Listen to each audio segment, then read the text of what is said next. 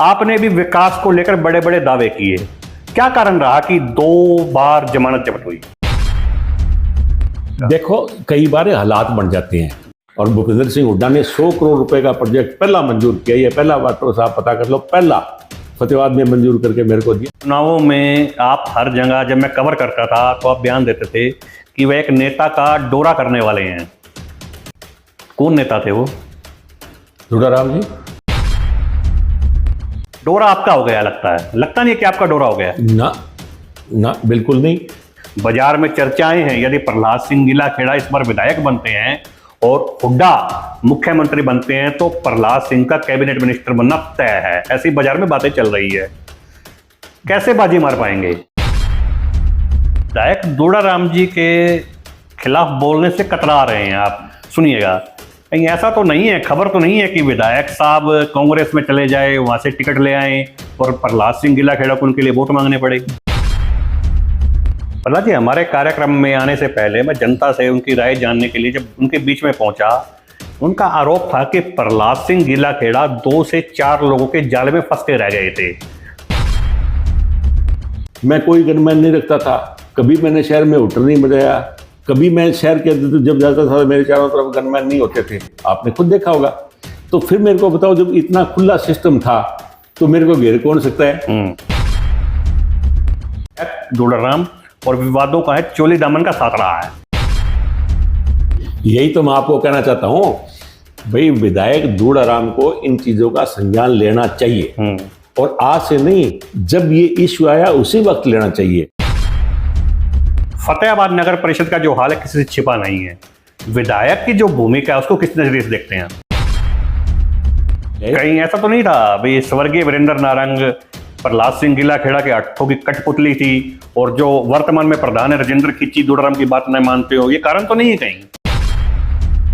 मेरे टाइम के अंदर तो वीरेंद्र नारंग नहीं, जो विपक्ष के उस वक्त एमसी थे, आप उनसे पता कर लो। विधायक का हस्तक्षेप जरूरत से ज्यादा कितना उचित मानते हैं आप? क्योंकि देखो हालात बन गए, इलेक्शन आया 2009 में मैं इलेक्शन जीता, 2014 का इलेक्शन आया बलवान जीत गए, फिर 2019 का इलेक्शन आया दुड़ाराम जी जीत गए, अब आगे 24 का इलेक्शन आएगा। इसमें ये तो पब्लिक का है। विधायक को सॉर्ट आउट करना चाहिए। विधायक के ऊपर अगर कोई आदमी उंगली उठाए तो विधायक को उसी वक्त उस बात को। मैं हूं तरुण गोयल, हरियाणा की गूंज के विशेष कार्यक्रम आमना सामना में आपका स्वागत है। आज सवालों का कटघरा होगा और कटघरे में फतेहाबाद के नेताजी होंगे।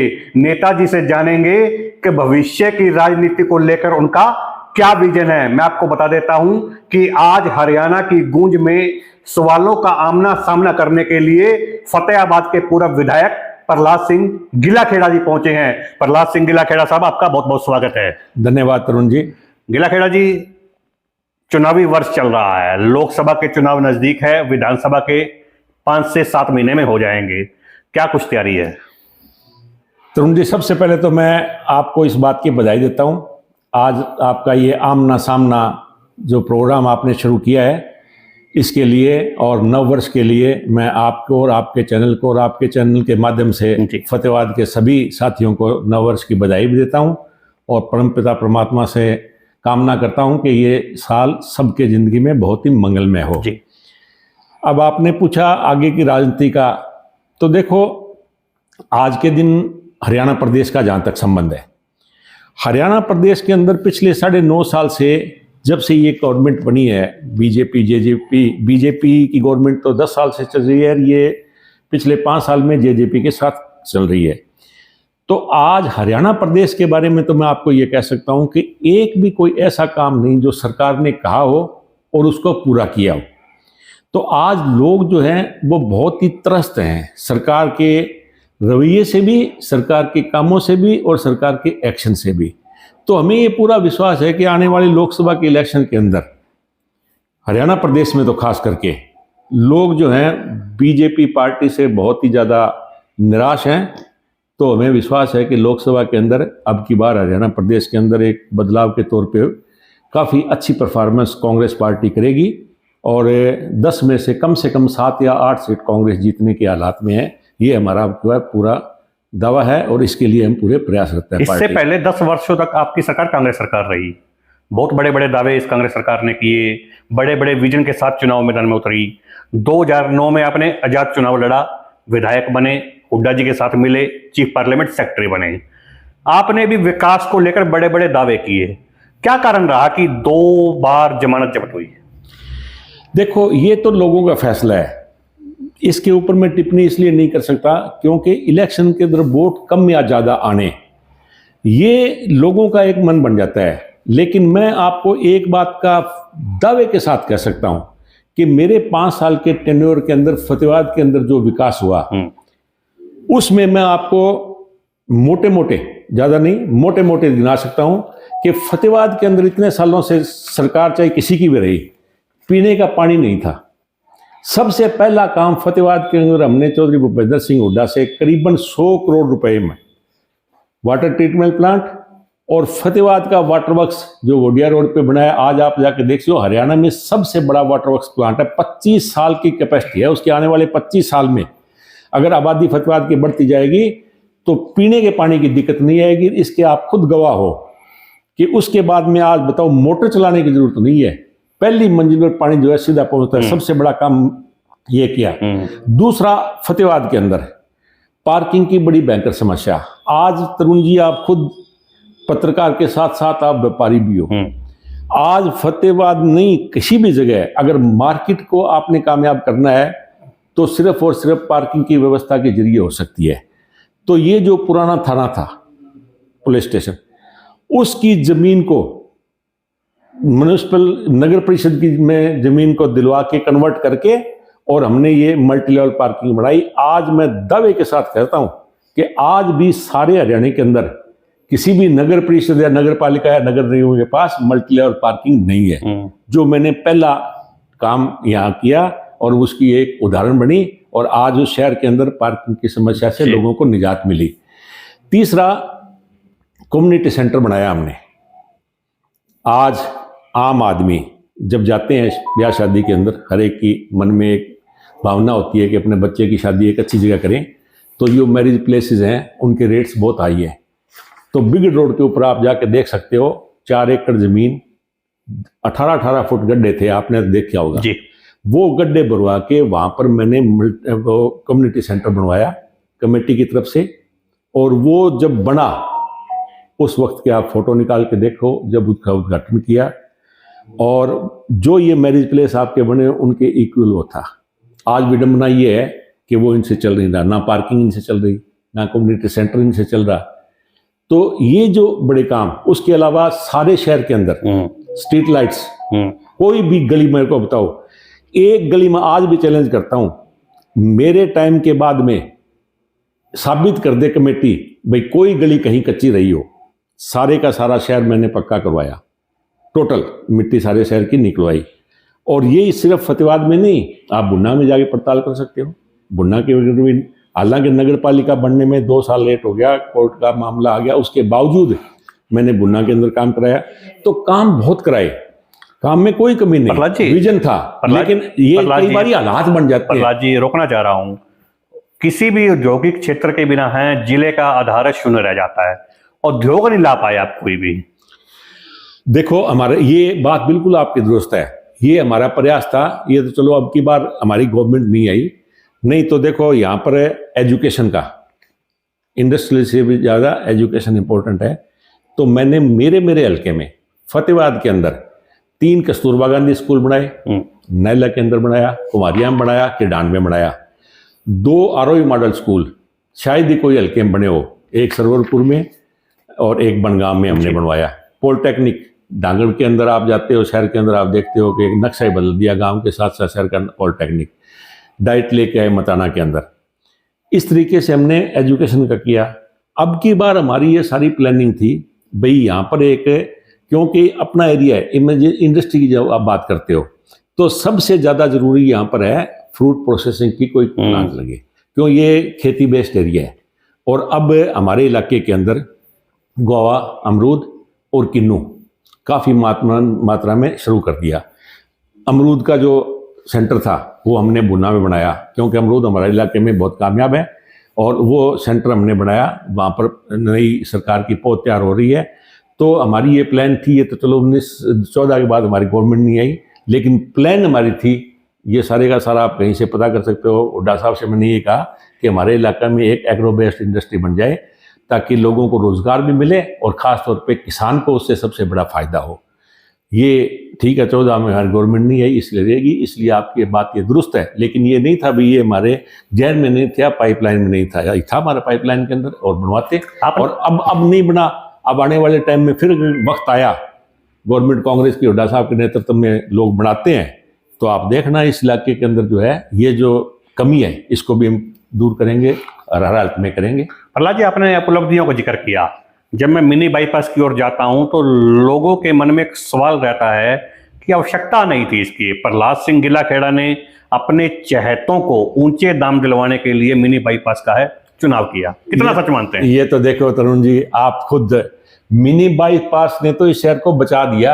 ये पता नहीं आपको किसने कह दिया, आई डोंट नो। जिस वक्त में मिनी बाईपास बनाया, मेरे पास तो वहां उस इलाके के लोग जो है ना, वो मतलब इतना धन्यवाद देने के लिए आए। वे शहर के अंदर ये जो बड़ा बाईपास तब तक बना नहीं था, और शहर के अंदर जो प्रेशर था ट्रैफिक का, वो मिनी बास की वजह से सारा ही कम हो गया। और इस मिनी बास का जो मिनी बाईपास है, इसका तो सबसे बड़ा फायदा है, भट्टू एरिया की तरफ से आप आओ, इधर से आप आओ, शहर में आने की जरूरत ही नहीं। ये मिनी बाईपास तो इस शहर का जो है सबसे इम्पोर्टेंट जो जरूरत की चीज थी, और वो हमने बढ़ाई और बिना मांग के बढ़ाई। और उसमें सबसे बड़ी बात गवर्नमेंट की लैंड थी, सरकार की लैंड थी। ये जो माइनर था ये बंद हो गया। प्रहलाद जी, आपने अपने मुताबिक स्वयं के मुताबिक आपने काम बताए हैं। डाइट की बात कर लीजिए, स्कूलों की बात कर लीजिए, रोई स्कूलों की बात कर लीजिए, कम्युनिटी सेंटर की बात कर लीजिए। बावजूद उसके जब मैं शहर में सर्वे कर रहा था, लोगों के जुबान से एक ही शब्द निकल रहा था कि प्रहलाद सिंह गिलाखेड़ा से मिलना बड़ा आसान था। चाहे चंडीगढ़ कोठी में मिलना हो, फतेहाबाद दफ्तर की बात कर लीजिए, या गिलाखेड़ा में निवास स्थान की बात कर लीजिए, लेकिन बावजूद उसके प्यार न दे पाना, इसका जवाब नहीं दे पाए। क्या कारण मानते हैं इसका? देखो, कई बार हालात बन जाते हैं। ये जो इलेक्शन है, ठीक है, पार्टी पोजीशन नहीं थी। ये जो दो चुनाव आप बात कर रहे हो, 14 के अंदर था, 14 के अंदर मतलब अकेला नहीं, अब डिस्ट्रिक्ट में कोई सीट नहीं 14 में जीती कांग्रेस, मतलब पार्टी हार गई, क्योंकि पार्टी का सिस्टम कई बार नहीं होता। 19 का इलेक्शन आया, 19 के इलेक्शन में विडंबना क्या रही कि हमारे इलाके में लोगों ने बीजेपी के खिलाफ वोट डाला। इसमें कोई दो राय नहीं, ये तो लोगों के साथ धोखा हुआ, उसको लोग आज भी भुगत रहे हैं। हमारे इलाके में लोगों ने बीजेपी का अल्टरनेटिव जो था वो जेजेपी को मान लिया।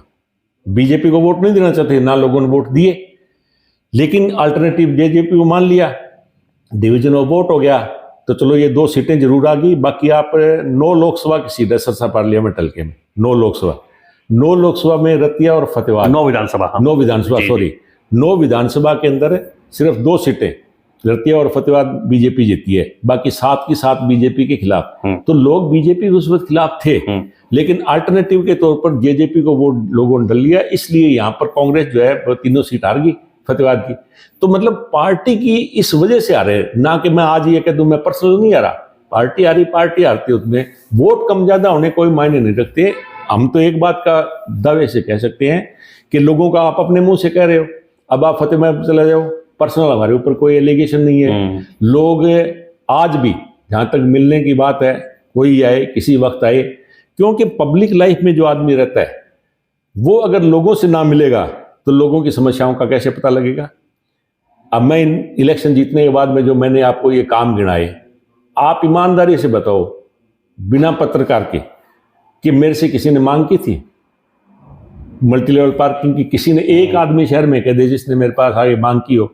लेकिन मुझे इस बात की जरूरत का पता था, भाई इस चीज की जरूरत है, हमने बनवाई। अब वाटर वर्क्स का तो मन में बड़ा मलाल था जब भी आते शहर के अंदर। आपने देखा होगा कि फतेहाबाद शहर के अंदर लोगों के घुटनों के अंदर कितनी भयंकर प्रॉब्लम हो गई थी, सांस की दिक्कत हो गई थी, नीचे का पानी अच्छा नहीं था, दिक्कत थी। परमात्मा ने हमें मौका दिया और ये ग्रेडी चौधरी भूपेंद्र सिंह जी हुड्डा की वजह से हमें मिलना था, और भूपेंद्र सिंह हुड्डा ने 100 करोड़ रुपए का प्रोजेक्ट पहला मंजूर किया। ये पहला वाटर साहब पता कर लो, पहला फतेहाबाद में मंजूर करके मेरे को दिया। मैंने कहा जी मेरे को सबसे बड़ी डिमांड ये है मेरे इलाके की, उन्होंने की। तो मैं आज आभार व्यक्त करता हूँ हुड्डा साहब का कि उसकी वजह से फतेहाबाद के लोगों की सेहत बच गई। प्रहलाद जी, हमारे कार्यक्रम में आने से पहले मैं जनता से उनकी राय जानने के लिए जब उनके बीच में पहुंचा, उनका आरोप था कि प्रहलाद सिंह गीलाखेड़ा 2 से 4 लोगों के जाल में फंस के रह गए थे।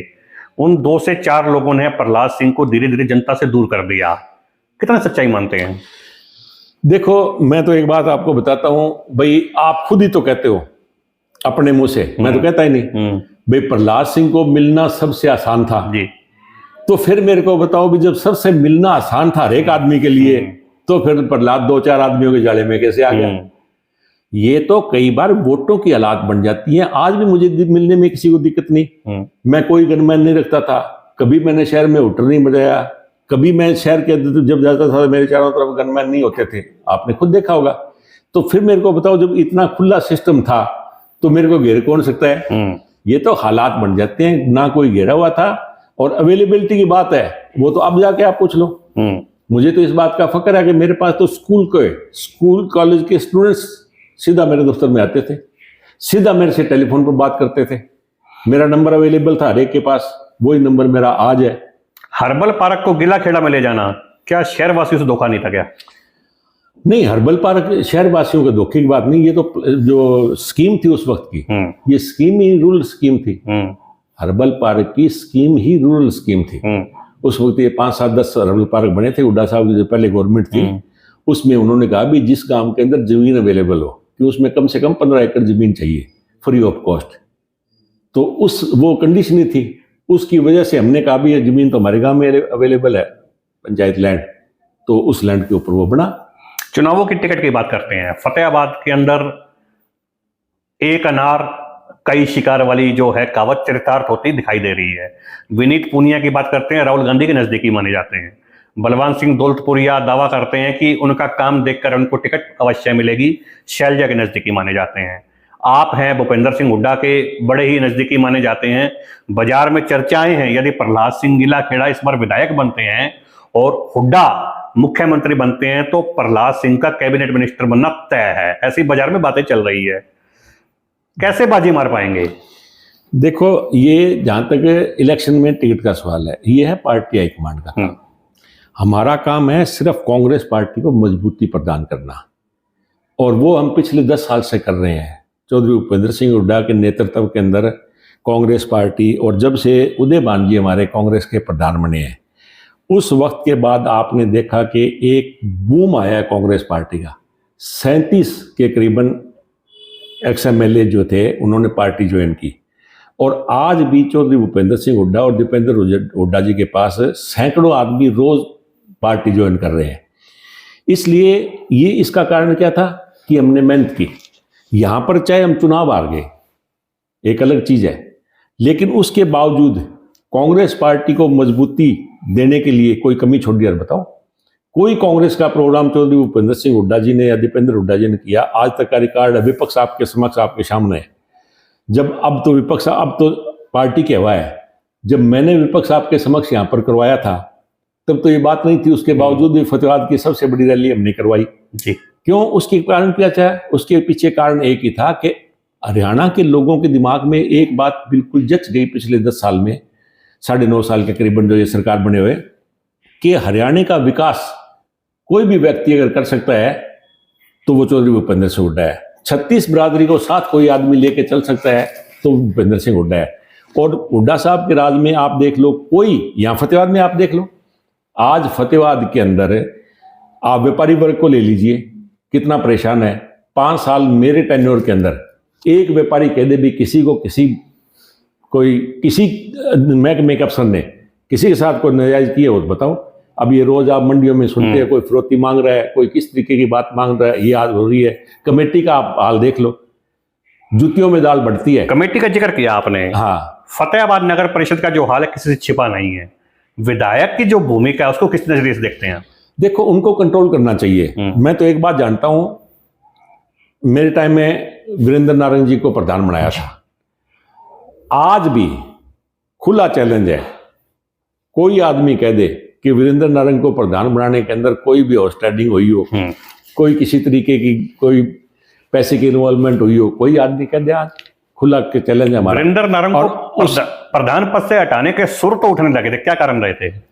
नहीं, वो तो जब सरकार बदल गई, सेंटर के अंदर सरकार बदल गई, तो देखो लोग कई होते हैं जो सरकार बदलने के बाद में बदलने की उसमें आ जाते हैं, वो अलग बात है। बाकी वीरेंद्र नारंग आज हमारे बीच में नहीं रहे, लेकिन उस व्यक्ति का कोई मुकाबला नहीं है। डाउन टू अर्थ उस जैसा आदमी नहीं हो सकता, वो आज हमारे बीच में नहीं रहे, उम्र कम लिखवा के ले। कहीं ऐसा तो नहीं था भाई स्वर्गीय वीरेंद्र नारंग प्रहलाद सिंह गिलाखेड़ा के हट्ठों की कठपुतली थी, और जो वर्तमान में प्रधान है राजेंद्र खिच्ची दूराराम की बात नहीं मानते हो, ये कारण तो नहीं है कहीं? ना, देखो हमने तो कभी मेरे टाइम के अंदर तो वीरेंद्र नारंग नहीं, जो विपक्ष के उस वक्त एमसी थे, आप उनसे पता कर लो। हमने कभी, देखो प्रधान तो एक बनता है, एमसी जो होते हैं वो सारे इक्वल होते हैं। एक प्रधान और वाइस प्रधान बनने से ये मतलब नहीं होता वो कोई एक्स्ट्रा ऑर्डिनरी बन जाते हैं। अपने वार्ड से जो आदमी जीत के आता है, तो हर एक एमसी की वैल्यू अपने वार्ड में वही होती है जो एक प्रधान की होती है, क्योंकि वो एमसी, अब एमसी के चुनने के बाद में एक विधान है भाई, एक प्रधान बनेगा और एक उप प्रधान बनेगा, तो वो एमसी ही उनको बनाते हैं, उनमें से वो एक होता है, तो एक्स्ट्रा ऑर्डिनरी नहीं होते। इसलिए मैं कोई फर्क नहीं मानता था, मेरे लिए सारे बराबर थे। हाँ, डिग्निटी के हिसाब से ठीक है, वो प्रधान है, उसकी हम इज्जत करते हैं, हमारा फर्ज बनता है। लेकिन जहां तक वैल्यूज का मतलब है, वो देखो एमसी में प्रधान, मैं आज भी कहता हूं भाई जो एमसी बने हुए हैं, सभी एमसी अपने वार्ड के लिए उतने इंपॉर्टेंट है जितना अब तो प्रधान का डायरेक्ट इलेक्शन है। अब खिची जी का जहां तक संबंध है, खिची जी को देखो पहले डायरेक्ट इलेक्टेड ये चेयरमैन बने, तो इनका एक मसला दूसरा है। लेकिन आज जो कमेटी के अंदर जिस तरीके के हालात बन रहे हैं, वो संज्ञान में विधायक जी को भी लेना चाहिए। और ये तो बातें देखो मुख्यमंत्री तक भी पहुंची हुई है, बहुत सी ऐसी बातें हैं जो डायरेक्ट मुख्यमंत्री जी संज्ञान में है। तो इस तरीके की बात कमेटी के अंदर होती है, तो उसमें लॉस किसका होता है? आम पब्लिक का होता है। बिल्कुल। आज फतेहाबाद के अंदर चाहे एमसी वाइस चेयरमैन का कोई इश्यू हो, मैं उसके बीच में नहीं पढ़ना चाहता। क्या इशू है, उनको सॉर्ट आउट अपने कमरे में बैठ के करना चाहिए, तो ये बात सड़क पर नहीं आनी चाहिए। अब प्रेस के अंदर कोई बयान ये दे दे, वो बयान दे, वो गलत है। इसमें सबसे बड़ा नुकसान आज आम पब्लिक का हो रहा है। और फतेहाबाद के अंदर तो आप देख रहे हो कि लाखों रुपए का सफाई का बजट है, लाखों रुपए का जी ऑन रिकॉर्ड, और सफाई का आप हालत देख लीजिए। इसके पीछे कारण क्या है कि वो इस तरफ ध्यान ही नहीं देते। वो तो एक दूसरे की गुटबाजी जो इनकी बनी हुई है, उस गुटबाजी में एक दूसरे खींचातान के अंदर रहते हैं। तो सफाई के अंदर ये गुटबाजी जो पार्षदों में बनी हुई है, विधायक का हस्तक्षेप जरूरत से ज्यादा कितना उचित मानते हैं आप? नहीं, विधायक को हस्तक्षेप की जगह उनको बिठा के सॉर्ट आउट करना चाहिए। विधायक को सॉर्ट आउट करना चाहिए। विधायक के ऊपर अगर कोई आदमी उंगली उठाए तो विधायक को उसी वक्त उस बात को क्लियर करना चाहिए। क्या लगता है क्यों उस बात को लिंगर ऑन करने का क्या फायदा है? पिछले 1.5 वर्षों से नगर परिषद सुचारू रूप से नहीं चल पा रही है। उसमें उनकी लोगों के प्रति जो एक नियत होनी चाहिए, या लोगों के प्रति जो इनकी जिम्मेवारी होनी चाहिए, वो जिम्मेवारी वो नहीं निभा रहे, ये मैं दावे के साथ कह सकता हूं। अगर वो जिम्मेवारी वो निभाते होते तो विधायक जी को ये जो इशू है, इनको इमीडिएट इनको खत्म करके, और उनका नाम अगर कहीं भी आता है उसका तो पहले दिन उसका क्लियर कराएं, चाहे वो किसी तरीके से नाम आए, उसका क्लियर करवा के हर बात को खत्म करा के लोगों का भला करें। विधायक दूराराम जी के खिलाफ बोलने से कतरा रहे हैं आप, सुनिएगा। कहीं ऐसा तो नहीं है, खबर तो नहीं है कि विधायक साहब कांग्रेस में चले जाए, वहां से टिकट ले आए और प्रहलाद सिंह गिलाखेड़ा को उनके लिए वोट मांगने पड़े? देखो, एक बात है, अपनी अपनी सोच होती है। ये मैं कभी भी पर्सनल कभी किसी आदमी के ऊपर अटैक नहीं करता, ना ही मैं पर्सनल किसी आदमी के ऊपर कोई टिक्का टिप्पणी करता हूं। आज जो आपने सवाल पूछा, मैंने उस सवाल का बड़ा साफ जवाब दिया। भाई, विधायक को जो जिम्मेवारी निभानी चाहिए, विधायक जिम्मेवारी नहीं निभा रहा। अब उन शब्दों को छोटा करके वो अपनी अपनी सोच होती है, मेरी ये सोच नहीं है। 2009 के चुनावों में आप हर जगह, जब मैं कवर करता था तो आप बयान देते थे कि वह एक नेता का डोरा करने वाले हैं। कौन नेता थे वो? दूराराम जी। हमने किया, उसके बाद से डोरा आपका हो गया लगता है? लगता नहीं है कि आपका डोरा हो गया? ना, बिल्कुल नहीं। क्योंकि देखो हालात बन गए। इलेक्शन आया 2009 में, मैं इलेक्शन जीता। 2014 का इलेक्शन आया, बलवान जीत गए। फिर 2019 का इलेक्शन आया, दूराराम जी जीत गए। अब आगे 24 का इलेक्शन आएगा, इसमें ये तो पब्लिक का है। तो ये तो जो चुनाव के अंदर हर आदमी अपनी अपनी बात अपने अपने ढंग से कहता है, और लोगों ने उसके ऊपर फैसला करना होता है। अब 2024 का इलेक्शन आएगा, तो आप देख लेना इसमें रिजल्ट क्या होगा। विधायक जी का जिक्र चल रहा है, बात लंबी कर लेते हैं। पिछले 1 वर्षों का इतिहास उठाएं तो विधायक दुलाराम और विवादों का है चोली दामन का साथ रहा है।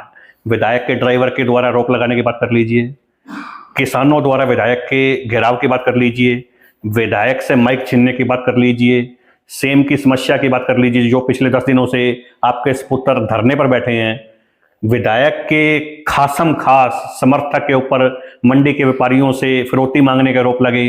वो मामला भी शांति नहीं हुआ था कि फिर से आरोप लगे कि विधायक के खासम खास उसी व्यक्ति ने एक व्यक्ति से मारपीट की है।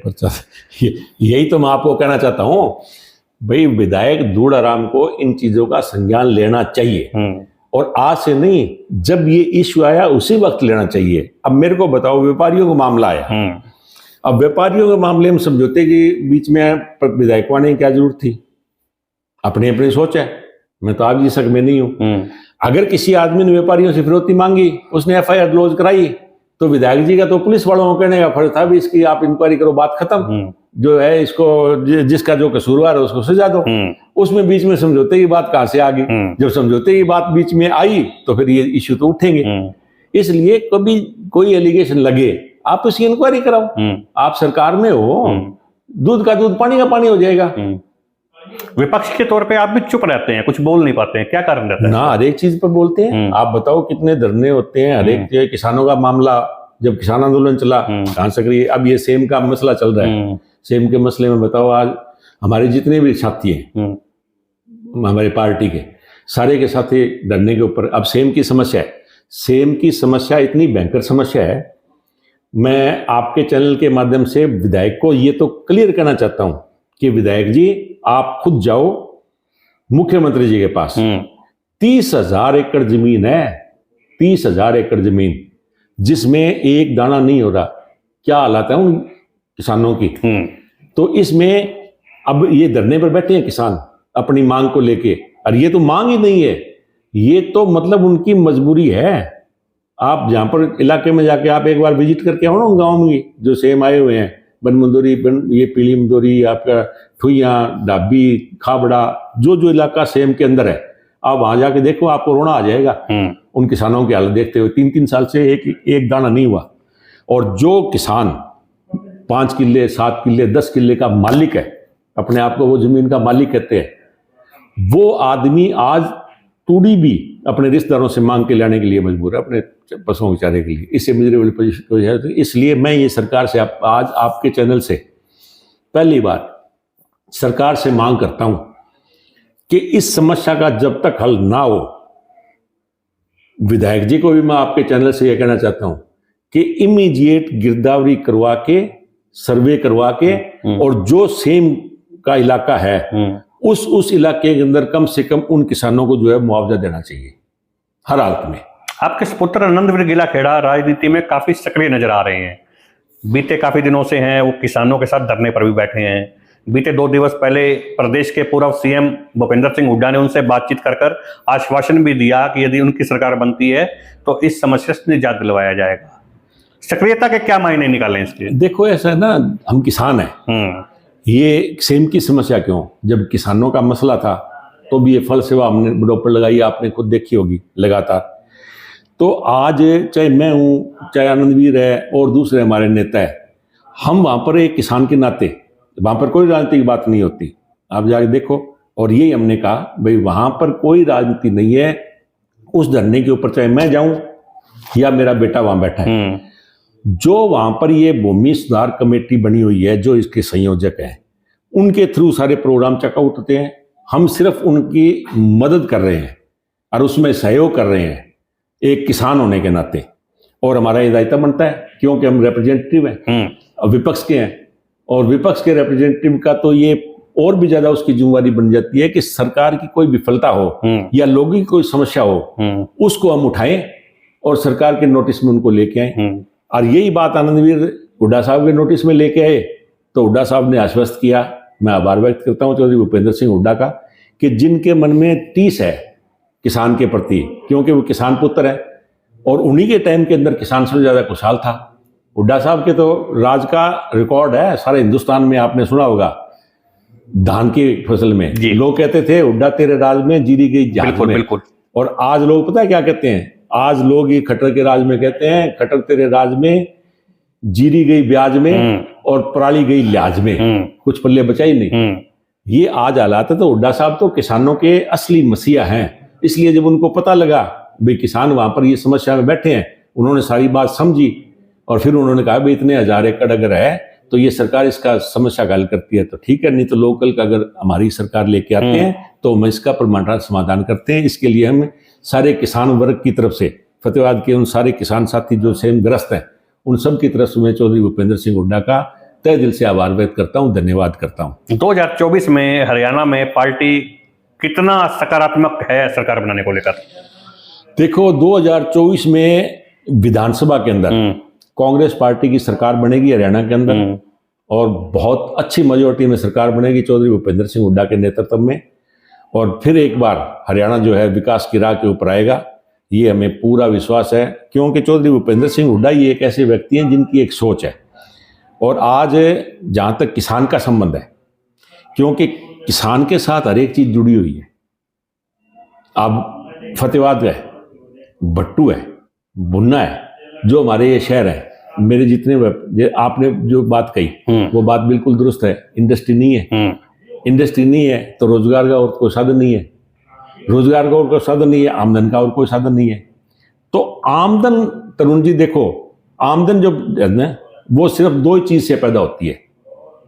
उसका मेन जो है वो है अर्थ, जमीन। फसल आप पैदा करोगे तो अनाज पैदा होगा, अनाज के जरिए आप जो है नई करेंसी क्रिएट करोगे और इसी जमीन के अंदर माइनिंग, चाहे वो माइन सोने की है, चाहे वो लोहे की है, चाहे वो धातु की है, चाहे वो किसी चीज के माइन है, निकलता तो जमीन के अंदर से है ना। तो कोई भी करेंसी, नई करेंसी क्रिएट करने के लिए आपको जमीन खोदनी ही पड़ेगी, जमीन में से निकालना ही पड़ेगा। उसके बाद में तो डिस्ट्रीब्यूशन है, क्रिएशन जो है वो यहां से होगा। तो उसमें सबसे बड़ा रोल किसान का है। नई करेंसी को क्रिएट करने में सबसे बड़ा रोल और सबसे ज्यादा मेहनत है तो इस किसान पुत्र की है, जो धरती का सीना पाड़ के आपके लिए ना, वही अनाज जब बाजार में आता है, वही आप व्यापारी लोग, सारे व्यापारी उसी, चाहे वो नरमा है, चाहे कनक है, चाहे गुआर है, कोई है, वो फसल है, वो खरीदो फरोख्त करके और उसके पैसे से सारा काम चलता है। इसलिए ये सारे का सारा इलाका किसानियत के साथ जुड़ा हुआ है। और आज तरुण जी इस बात में कहते हुए मुझे कोई गुरेज नहीं, हरियाणा ही नहीं, सारे उत्तरी भारत में किसानों का सबसे बड़ा कोई नेता है ना तो वो चौधरी भूपेंद्र सिंह हुड्डा है, जो किसान की हर बात को लेके जाते हैं। अभी रिजल्ट चाहे ठीक नहीं आए, लेकिन आप राजस्थान में देख लो, और राजस्थान में जो हरियाणा की और कांग्रेस की वेव जहां पर गई वहां पर कांग्रेस जीती है। क्या लगता है कि एसआर के ग्रुप की जो तिकड़ी है, शैलजा जी की बात कर लीजिए, रणदीप सुरजेवाला है, किरण चौधरी है, जिनके परिवार के साथ अपने राजनीति शुरू करी है, हरियाणा विकास पार्टी 1996 स्वर्गीय बंसीलाल जो मुख्यमंत्री हरियाणा के हुआ करते थे, उनके और आपके पारिवारिक संबंध किसी से छिपे नहीं है। 2009 में आपने चुनाव लड़ा, भूपेंद्र सिंह हुड्डा की साथ जाकर मिल गए, किरण चौधरी को आपने दरकिनार कर दिया। आज वही किरण चौधरी आपके नेताजी की राह में रोड़ा बनी हुई है। क्या लगता है कि पार पड़ पाएगी क्या? ना ना, देखो कोई रोड़ा नहीं है। कांग्रेस पार्टी के जितने हमारे नेता है सारे हमारे सम्मानित नेता हैं और हर आदमी पार्टी की मजबूती के लिए काम कर रहे हैं। और जितने ये नेता जिनके आप नाम गिनाए, इनका हरियाणा के अंदर अपना अपना नाम है, अपना अपना वजूद है और अपने अपने तरीके से सारे लगे हुए हैं। तो इसमें ना तो कोई किसी के बीच में रोड़ा है और ना कोई किसी के बीच में आगे आता है। और जहां तक देखो संबंध है चौधरी बंसीलाल की, देखो आज मैं नहीं, सारा हरियाणा, और इस वजह से हम चौधरी बंसीलाल के साथ लगे थे। और बंसीलाल की हम आज भी सुरेंद्र बंसीलाल की इज्जत करते हैं। और किरण जी का है, किरण जी तो देखो उस वक्त भी कांग्रेस में थे। किरण जी ने हरियाणा विकास पार्टी कभी ज्वाइन नहीं, कभी भी नेवर। हम विकास पार्टी में थे। किरण जी से विचार नहीं मिलते क्या? ना ना, खूब बढ़िया मिलते हैं, कोई दिक्कत नहीं है। लेकिन आपने पार्टी की बात की ना, तो देखो किरण जी का विचार कांग्रेस ही है, उन्होंने कांग्रेस छोड़ी नहीं, विकास पार्टी ज्वाइन की नहीं, हम विकास पार्टी में थे। और विकास पार्टी के बाद में जब पार्टी का मर्जर हुआ, प्रहलाद जी, किरण जी हरियाणा संदेश यात्रा निकाल रही है, आपके नेताजी के भूपेंद्र हुड्डा जी की फोटो गायब है उनके रथ से। ना देखो, ये बात आप गलत कह रहे हो। किरण जी चौधरी भूपेंद्र सिंह हुड्डा की 2 बार गवर्नमेंट बनी है, दोनों में कैबिनेट मिनिस्टर। रणदीप सुरजेवाला जी दोनों में कैबिनेट मिनिस्टर थे। तो कोई बिगाड़ की बात ही नहीं है। चौधरी भूपेंद्र सिंह हुड्डा के कैबिनेट में दोनों मंत्री थे। तो दीपक बावरिया जी को क्या जरूरत आन पड़ी कि यात्रा पर सवाल उठा दिए? देखो, इस मामले में मेरा ये बहुत हाई लेवल की क्वेश्चन है, ये हमारे हाईकमांड का पार्टी का मसला है, मैं इस पर कोई टीका टिप्पणी नहीं करूंगा। इसका सवाल तो बावरिया जी ही दे सकते हैं, मेरी कोई कैपेसिटी नहीं है। चलिए, प्रहलाद सिंह गिल्लाखेड़ा के परिवार में से टिकट का दावेदार कौन है? प्रहलाद सिंह गिल्लाखेड़ा या नंदवीर गिल्लाखेड़ा? कोई नहीं है। टिकट का दावेदार वो है जिसको पार्टी चाहेगी, जिसको पार्टी टिकट देगी वो कैंडिडेट है। इसमें प्रहलाद सिंह के परिवार का कोई मसला नहीं है, ना कोई दूसरे का मसला है। हम तो एक बात का दावे से फख्र के साथ कह सकते हैं कि हमने कांग्रेस की मजबूती के लिए 10 साल से विपक्ष में होते हुए जो कांग्रेस के लिए हमने फतेहाबाद के अंदर जितना हम कर सकते थे उस कैपेसिटी से, चाहे मैं हूं चाहे आनंदवीर है, हम दोनों ने उससे बढ़ के काम किए और कर लगे हुए हैं।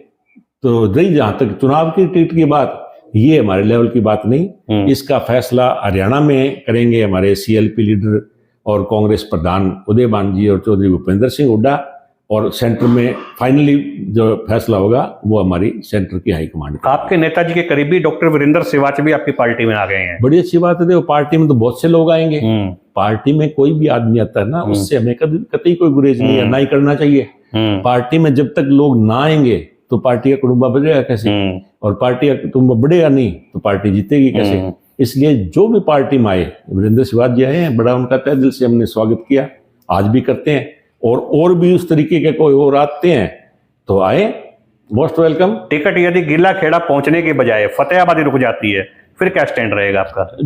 कहाँ रुक जाएगी? टिकट तो टिकट के साथ है, आप ले आओ ना।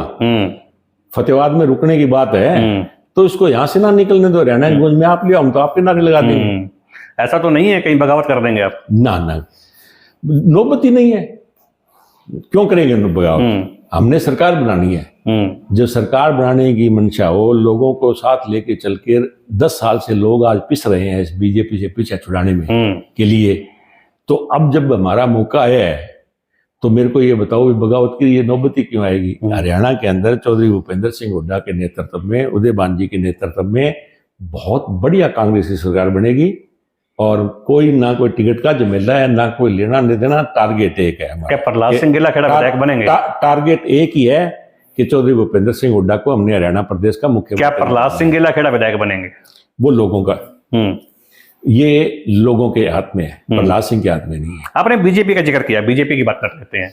बीजेपी पार्टी पिछले 10 साल से सत्ता में है, भ्रष्टाचार मुक्त शासन की बात बड़े जोरों शोरों से करती है, कितना इत्तेफाक रखते हैं? देखो, एक बात बताओ, अब आपने भ्रष्टाचार की बात की, फतेहाबाद शहर के तो आप खुद गवाह हो, इसके बारे में तो मुझे बोलने की जरूरत ही नहीं है भाई भ्रष्टाचार कितना खत्म हुआ है, कितना मुक्त हुआ है। अब जिस प्रदेश के अंदर जो नौकरी देने का दफ्तर है, हरियाणा पब्लिक सर्विस कमीशन का ऑफिस, जहां से लोगों को रोजगार मिलता है, जहां से लोगों को सर्विस मिलती है, उस दफ्तर के अंदर जब करोड़ों रुपए नकद पकड़े जाएं तो उस सरकार को आप भ्रष्टाचार मुक्त कैसे कह सकते हो? ये हुआ कि नहीं आपके सामने? कौशल रोजगार निगम बनाया जी। अब जो भी हरियाणा में रोजगार, अब रोजगार तो हरियाणा में खत्म ही हो गया। 9 साल 9.5 साल हो गए, एक टीचर की भर्ती नहीं हुई, एक भी टीचर की। अब एजुकेशन के बिना कोई स्टेट तरक्की कैसे कर सकती है? जब एक टीचर की भर्ती नहीं हुई तो स्कूल बंद हो रहे हैं।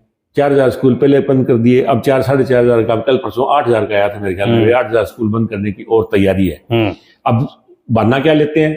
कहते हैं जी स्टूडेंट नहीं है, 20 से कम स्टूडेंट है, बंद करेंगे। अब आप बताओ तरुण जी, भाई बच्चे स्कूल में तब जाएंगे ना, स्कूल में टीचर हो, जब 9 साल से भर्ती नहीं हुई तो स्कूल में टीचर कहां से होंगे? जब टीचर नहीं होंगे तो स्कूल तो बंद, स्कूल में बच्चे जाएंगे कैसे? इसलिए इन्होंने तो सारा कॉर्पोरेट हाउसेस की तरफ इसको लेके जा रहे हैं, प्राइवेटाइजेशन की तरफ लेके जा रहे हैं। ये सेम, अब देखो जहां तक बंद करने की बात है, अब BSNL और LIC, ये 2 सरकार की ऐसी एजेंसी जिनका वर्ल्ड में कोई मुकाबला नहीं, इनका जो इंफ्रास्ट्रक्चर है सारे वर्ल्ड के अंदर, BSNL और इससे बड़ा कोई इंफ्रास्ट्रक्चर किसी कंपनी का नहीं था। जी। उन दोनों को देख लो, उन्होंने प्राइवेट के नाम के ऊपर खत्म कर दिया। अब प्रधानमंत्री ग्रामीण बीमा योजना बनाई तो बीमा कंपनी तो सबसे बड़ी LIC थी और इन्होंने दे दिया प्राइवेट कंपनी। वो आज कितने कितने करोड़ों नहीं अरबों रुपए खा गए, और लोगों को जो उनका प्रीमियम मिलना चाहिए, प्रीमियम भरने के बाद में वो नहीं मिल रहा। तो ये भ्रष्टाचार कहाँ खत्म हुआ है? और हरियाणा प्रदेश के अंदर तो भ्रष्टाचार जो है उसका अब तो खुला हो गया। जैसे कौशल रोजगार मैंने बताया, अभी ये अब रोजगार टेम्परेरी मिलता है, कौशल रोजगार निगम बना दिया। अब कौशल रोजगार निगम के अंदर आईएएस अफसर थे आपके सामने, नगद पैसों में पकड़े गए, जेल तक हो गई उनकी। अब मेरे को बताओ, उस सरकार को आप भ्रष्टाचार मुक्त कह सकते हो क्या? बताओ आप। अंतिम सवाल लेना चाह रहा हूं प्रहलाद जी, उसके बाद हम कार्यक्रम का समापन करेंगे। 22 जनवरी को राम मंदिर में मूर्ति प्राण प्रतिष्ठा का आयोजन किया जा रहा है अयोध्या में। पूरा देश है दिवाली मना रहा है, लेकिन आपके शीर्ष नेताओं ने आमंत्रण ठुकरा दिया है। क्या लोकल स्तर पर प्रहलाद सिंह गिलाखेड़ा उत्सव मनाएंगे?